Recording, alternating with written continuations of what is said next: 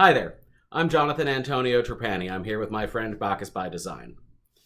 Glad to be here. We're here talking today about liberty, i.e. freedom, and is there such thing as too much? Personally, I believe no, because restrictions are not necessarily getting rid of freedom. They're just making sure that the things that are dangerous that people are going to do anyway are, made as safe as possible for the people. Right? Yeah, well, we were talking about driving. Driving is something that almost all of us do. Right. Or a great majority of us do. We want to have the ability to get places on our own, and we have the right to it's an American transportation. value.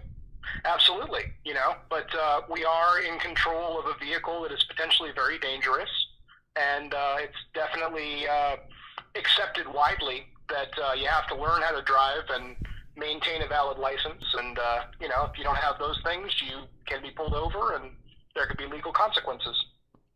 Right. And we know it's dangerous to the point, and then at the same point, we have a right to transportation. We have also a right to bear arms, which means that we should have certain restrictions for firearms as well. It doesn't just because it's something that's it's designed to do damage, to hurt people or things or something. Even if it's hunting, Sure. it's designed to Sure. kill a thing, or it's rare. It was not really designed to do target practice. That's a secondary skill, but we shouldn't take that away from people, but we should make sure that it's when they get it, it's safe, or if they use it, it's safe for them. Like driving. You have a driver's Can you operate license. it safely? Yep. I'd ask somebody that if they were driving or if they were shooting. Right. I would be okay with, you go and apply for your, firearms license when you turn 12 or whatever age we feel is appropriate for firearms, because that certain things, I know I was 12 when I got my first rifle, and at this point, I don't, what is the age of consent? That matters too. This is that whole issue with that, is if someone is 18 and they're able to vote, but they're not able to buy a gun, is that right? If they're not able to make the decision properly to buy a gun and use that, are they able to make the decision to properly vote for president of the United States? Yeah. And, if somebody's behind the wheel of the car and they're having a road rage incident, this leads to problems. You can face problems with law enforcement if you were pulled over and you acted a certain way. And I think it's similar with red flag laws that come up against gun rights, whereas, your friends or family believe that you might be a danger to someone. The state or the Fed might come in and say, okay, we're gonna prevent you access to your guns for a little bit. You need to be assessed. Right, and it's possibly a small assessment. I don't mind, going into that and having a study created to look up this information so that we know what the truth is and where the best use of these actions are. We don't want to just take away people's rights because not at all. No. Without proof. Burden of proof. Innocent until proven Yep. guilty is super important. Sure. And but the other rights are just as important, and that's the thing. The idea that we had prohibition, right?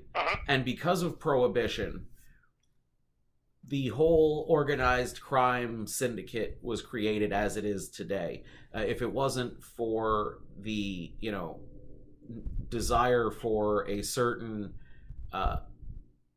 substance or act that they wanted to do anyway, despite the fact that it was illegal, because there are many things that we as people are going to do if we make them illegal, like drinking, drugs, things of that nature. It's better if we make it legal and regulated and safe, so you can go down to the pharmacist and say, hey, I want to go get my heroin or similar opioid. I know it does this, and my doctor is willing to prescribe it. Here's the amount, and they're willing to give it to you.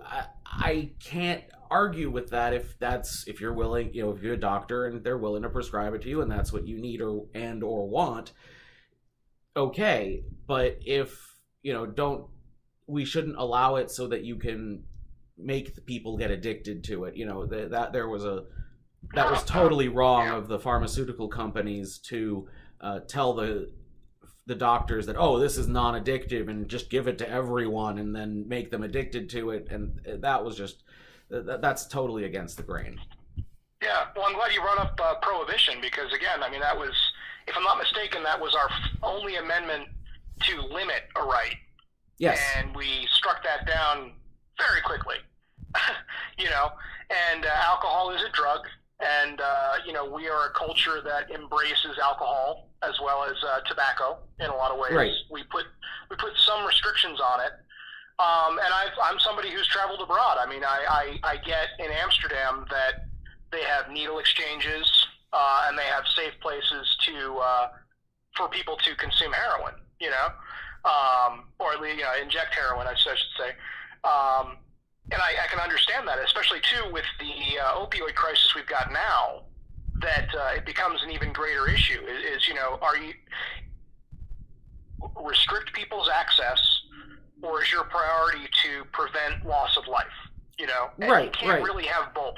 Well, and it's interesting because in the places where you have more legality and regulation, there are less danger. There are less dangers. It's when people can't get access to something that and safe access to it. That's exactly what you were saying. Yeah. But that's and you were saying too. You drive the alcohol into the black market, and people are making bathtub gin that will kill you.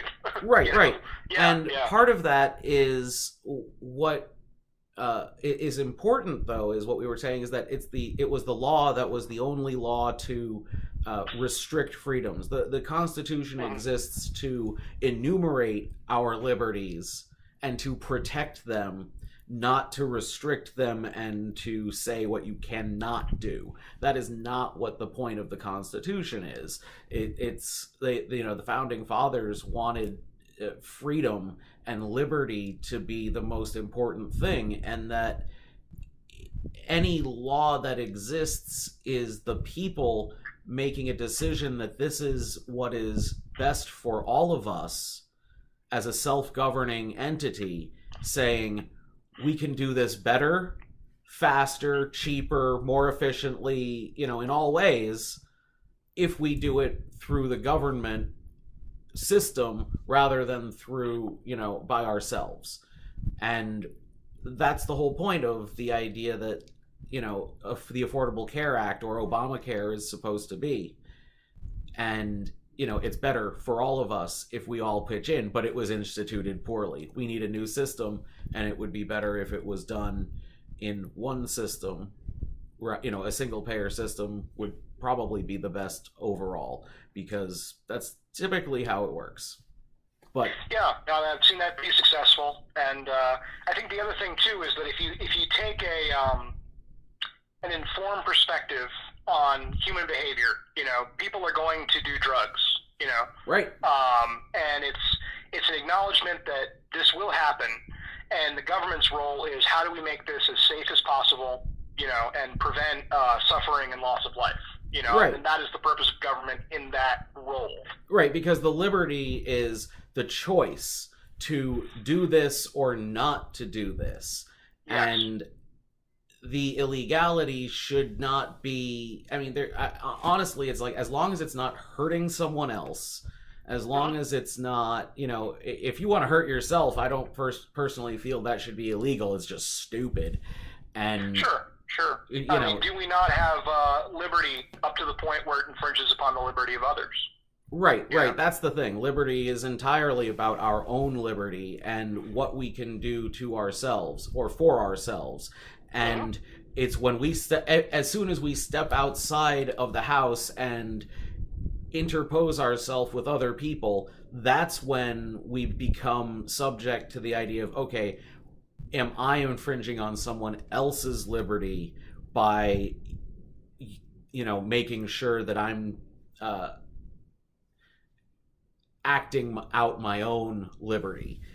Sure. Sure. And then that's where it becomes illegal or wrong, is if my liberties then affect someone else's liberties, because that's, I mean, if there's a whole bunch of situations that you can posit in this regard, but if the reason why we have, back to driving, the reason why we have speed limits is so that people are safe and don't hurt other people. That way you can exercise your right to transportation to get from point A to point B in the most effective way possible, but without endangering the other people who are, making sure, doing the same. Yep. Yeah, who are acting on their rights. Now, that is that's the basis of all liberty, is choice. And that's what I'm getting at. And we shouldn't taking away that choice. That's the problem. I mean, that's where, even murder, it's you have a right to life, so you're taking away someone's right to life, but it's their entire right of liberty that you're taking away to make any choices whatsoever anymore ever again.